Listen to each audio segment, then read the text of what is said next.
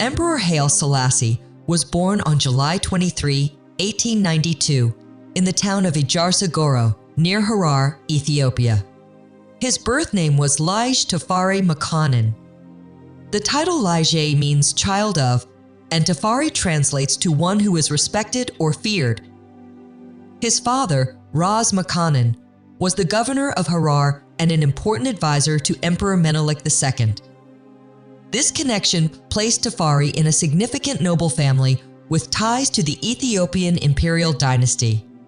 Through his paternal grandmother, Tafari could trace his lineage back to the Solomonic dynasty, which claimed descent from King Solomon and the Queen of Sheba.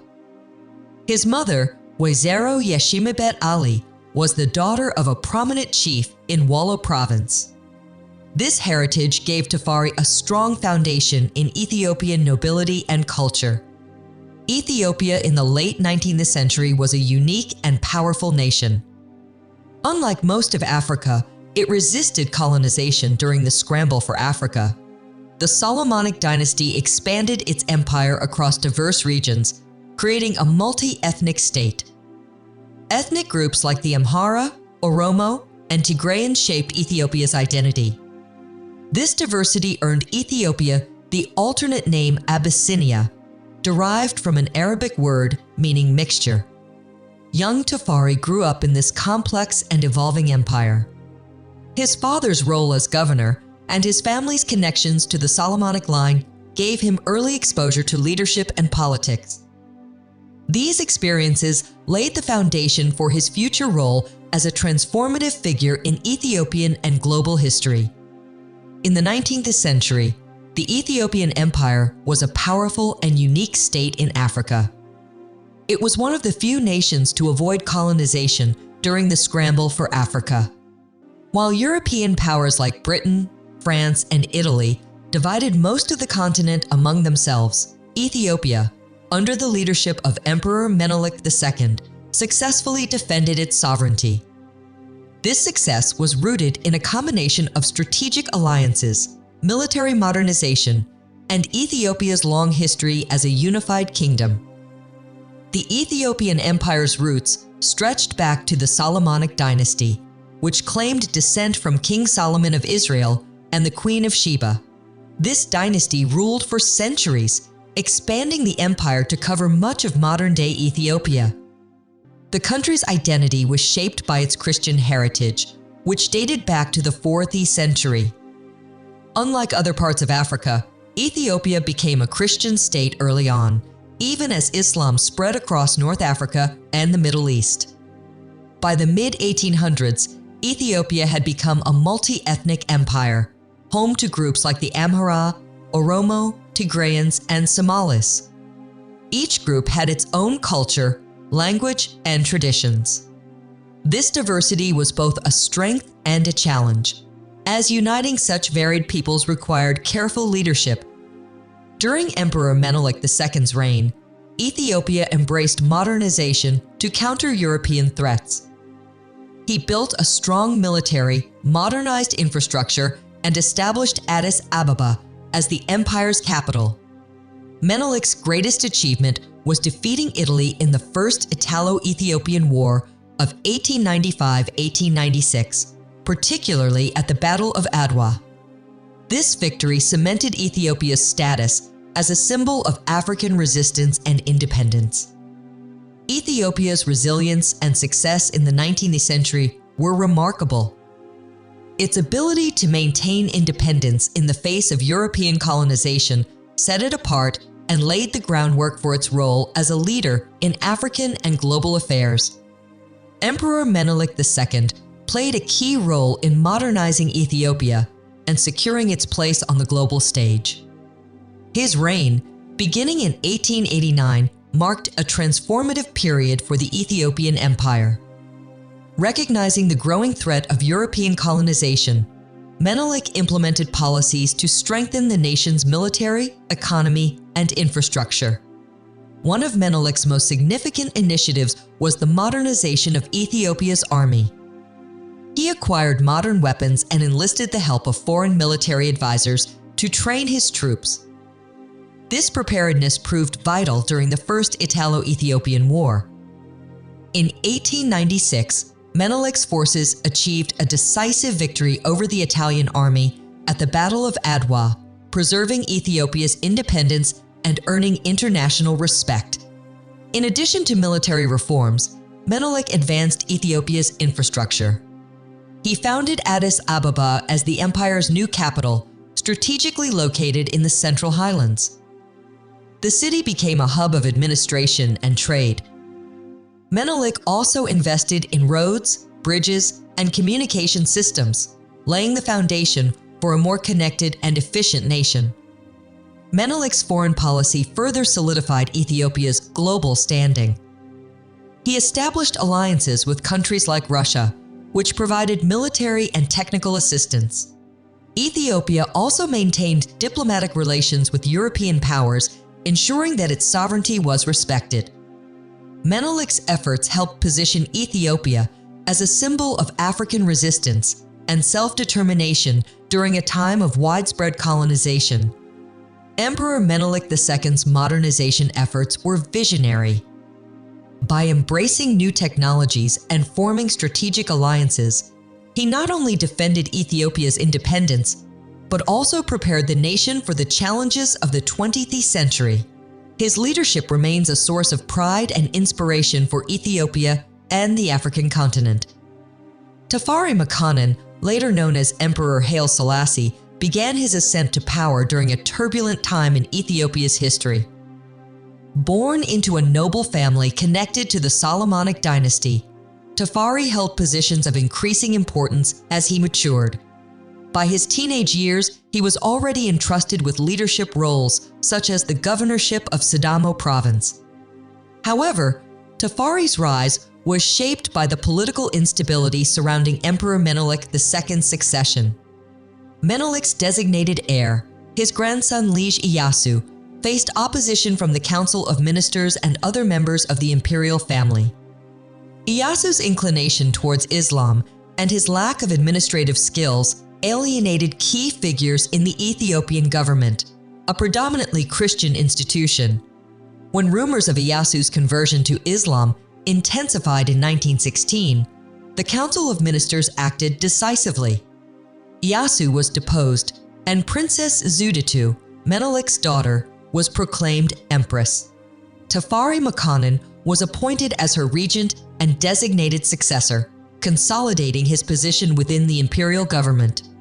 Tafari's careful navigation of Ethiopia's complex political landscape helped him secure loyalty from key military and political factions. His pragmatic approach and vision for modernization distinguished him as a leader. By the time he became regent, Tafari had already laid the groundwork for his eventual rule as emperor. As regent, Tafari Makanin initiated significant modernization efforts to transform Ethiopia into a more progressive and globally connected nation. His vision for reform was inspired by the successful modernization of other nations, such as Japan, which had adopted Western practices to resist foreign domination. Tafari focused on creating a centralized and efficient government.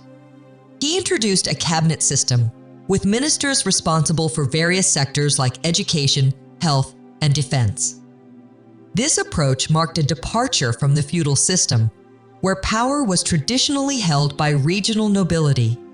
Merit-based appointments replaced hereditary positions, fostering a more capable administration. Economic reforms were another cornerstone of Tafari's regency. He established the National Bank of Ethiopia in 1927 to stabilize the economy and regulate lending practices. Infrastructure development was also prioritized. Roads, bridges, and communication networks, including telegraphs, began to connect the nation. The first electricity grids in Addis Ababa were expanded, signaling Ethiopia's entry into the modern era. On the international stage, Tafari sought to enhance Ethiopia's global standing. In 1923, he successfully secured Ethiopia's membership in the League of Nations, making it one of the few non-Western countries in this organization.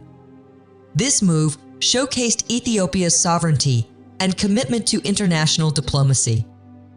Tafari's regency set the foundation for Ethiopia's transformation into a modern state. His forward-thinking policies and diplomatic efforts positioned the country as a beacon of independence and progress in Africa.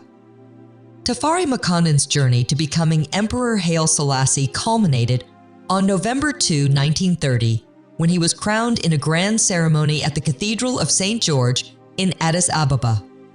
The coronation was attended by emissaries from many nations, symbolizing Ethiopia's growing prominence on the global stage.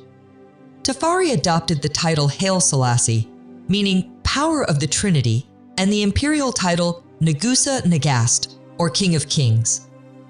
As emperor, Haile Selassie prioritized continuing the modernization efforts he had championed as regent.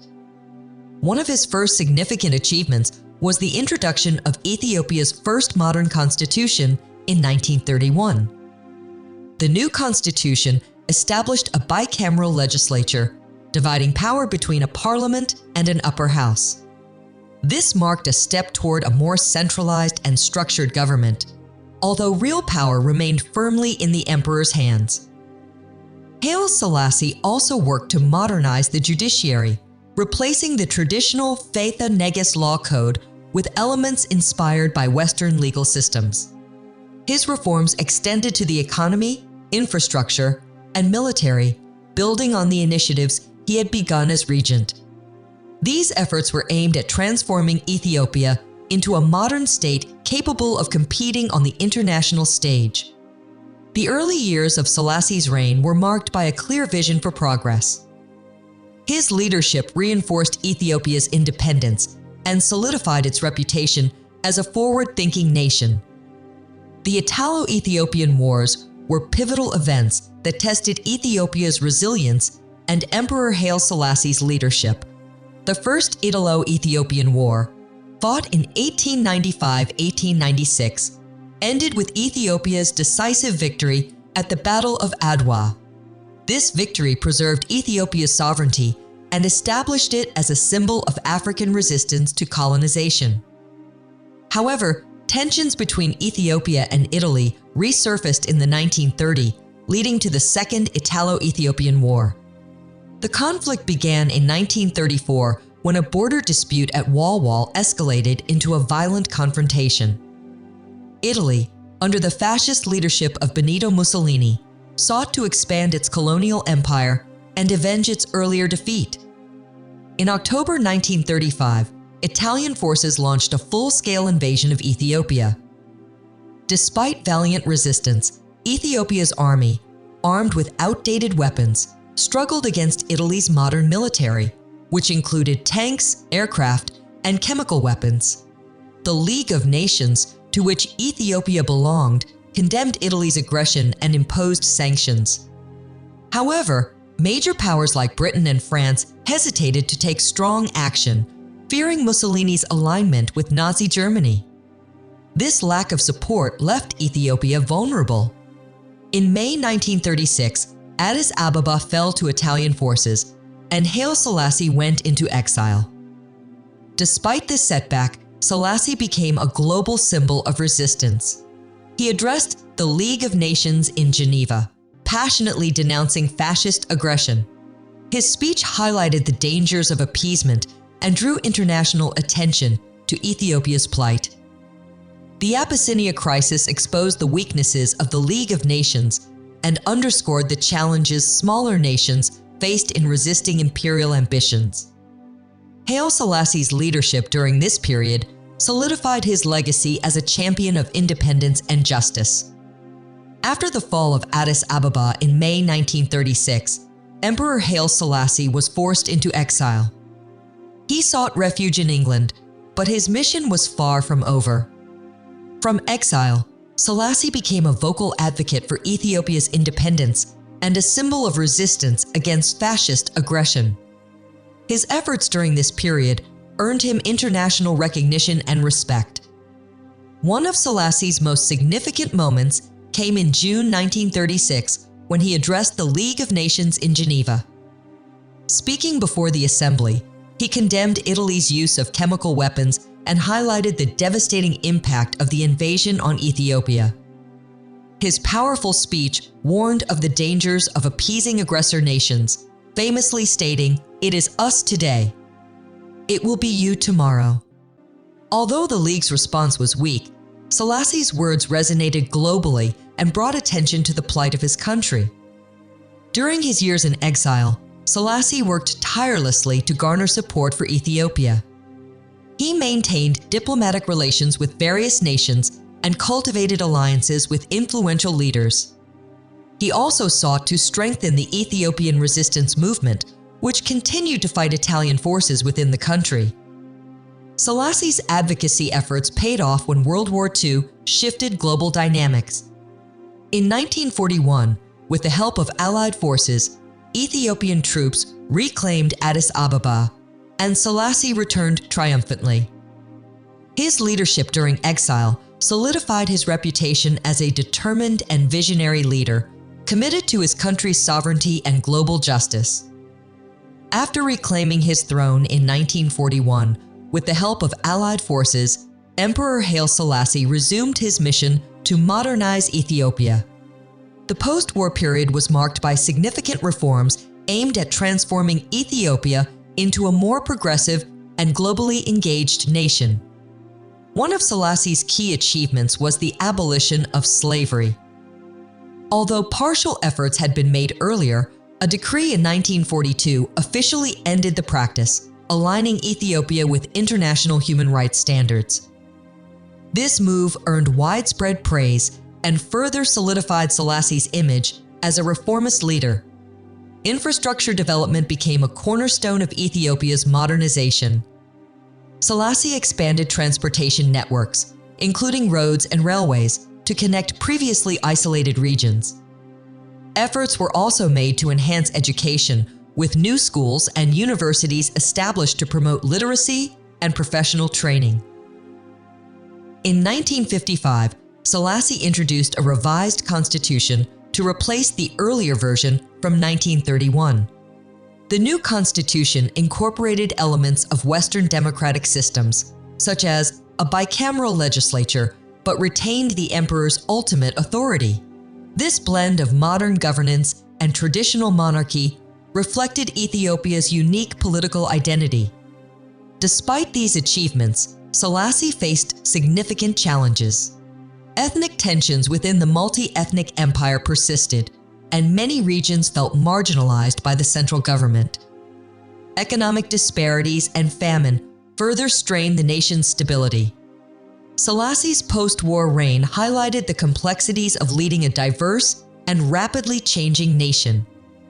While his modernization efforts were notable, they often fell short of addressing Ethiopia's deeper social and political issues. During Emperor Haile Selassie's reign, Ethiopia's diverse population became both a strength and a source of significant challenges. The country's multi-ethnic composition, with groups such as the Amhara, Oromo, Tigrayans, and Somalis, often led to tensions over cultural, political, and economic representation. These divisions became increasingly pronounced during Selassie's rule. Eritrea presented one of the most pressing challenges. After World War II, Eritrea was placed under British administration. In the early 1950s, it was federated with Ethiopia under United Nations supervision, granting it some autonomy. However, Selassie's government sought greater control over Eritrea. In 1962, the Eritrean parliament was dissolved, and the region was formally annexed, sparking the Eritrean War of Independence. This conflict would last for decades, with resistance movements like the Eritrean Liberation Front fighting against Ethiopian rule. Ethnic tensions also grew within Ethiopia. The Oromo and Tigrayans, among others, often felt marginalized by the central government, which was perceived as favoring the Amhara elite. Policies of ethnic federalism aimed at addressing these concerns sometimes exacerbated divisions rather than resolving them. Civil rights issues became another point of contention. Selassie's regime faced criticism for suppressing dissent, censoring the press, and limiting political freedoms. The disparity between Ethiopia's international image and its domestic reality fueled unrest among students, workers, and marginalized communities. Selassie's inability to effectively address ethnic and civil rights issues created long-lasting divisions. These unresolved tensions would continue to shape Ethiopia's political landscape for generations. Emperor Haile Selassie was celebrated internationally as a progressive leader and a symbol of African independence. His advocacy for Ethiopia at the League of Nations during the Abyssinia crisis earned him respect worldwide. Following World War II, Selassie emerged as a prominent figure in global diplomacy. Ethiopia became a founding member of the United Nations, and Selassie played a central role in establishing the Organization of African Unity, OAU, in 1963, headquartered in Addis Ababa. On the world stage, Selassie was revered as a statesman who championed human rights and African unity. His speeches often emphasized the importance of peace, justice, and cooperation.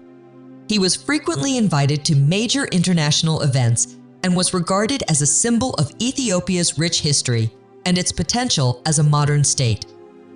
However, Selassie's domestic reality painted a different picture.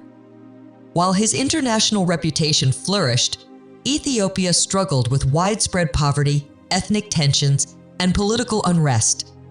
Civil liberties were curtailed, and dissent was often met with repression. Famine in regions like Wallo during the early 1970s exposed the government's failure to address basic needs, further fueling discontent. This contrast between Selassie's global image and domestic challenges highlighted the complexity of his reign. While he was admired abroad, many Ethiopians grew increasingly disillusioned with his leadership. These contradictions eventually contributed to the growing unrest that led to his overthrow in 1974. By the early 1970s, Emperor Haile Selassie's reign faced mounting challenges. Ethiopia was grappling with economic hardships, ethnic unrest, and famine, particularly in Wollo province, where tens of thousands perished. These crises exposed the government's inefficiency and widened the gap between the ruling elite and the general population. Discontent spread across various sectors of society, including students, workers, and the military. Protests erupted in early 1974, beginning with soldiers' mutinies over poor pay and conditions. These demonstrations quickly escalated, with demands for political reforms and improved living standards. Selassie's efforts to address these grievances, including promises of constitutional amendments, failed to pacify the growing unrest.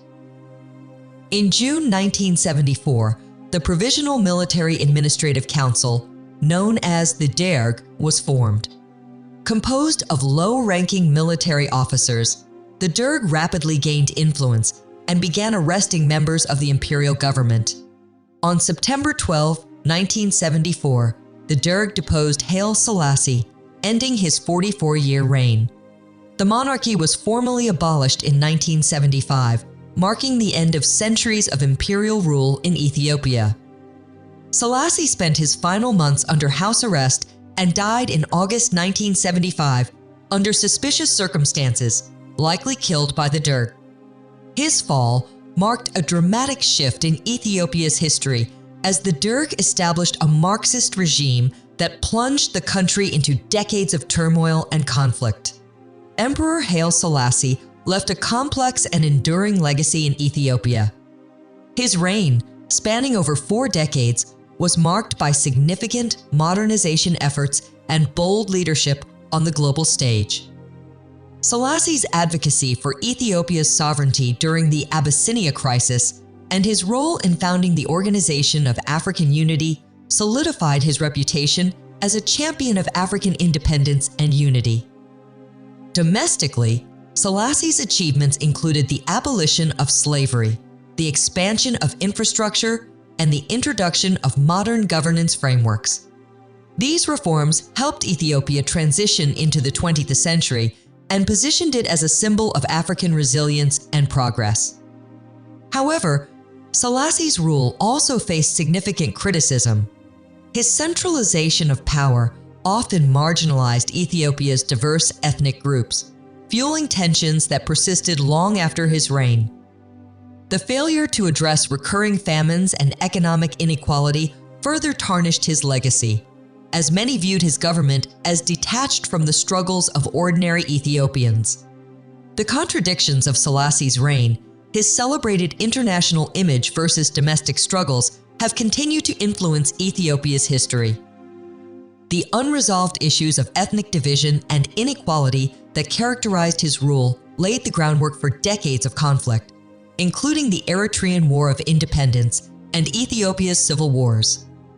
Selassie's legacy remains a topic of debate. While he is remembered as a visionary leader who championed modernization and African unity, his shortcomings at home left lasting challenges for Ethiopia's future. Ethiopia's journey after Emperor Haile Selassie's reign has been shaped by the unresolved issues of his era. The ethnic tensions, economic disparities, and political challenges that emerged during his rule have continued to influence the country's trajectory. After the fall of Selassie, Ethiopia faced decades of conflict, including the Eritrean War of Independence and a prolonged civil war. These struggles highlighted the deep divisions within the nation and the difficulty of achieving lasting unity and stability. In recent years, Ethiopia has experienced moments of promise, with economic growth and increased international recognition. However, lingering ethnic tensions and political unrest remain significant obstacles.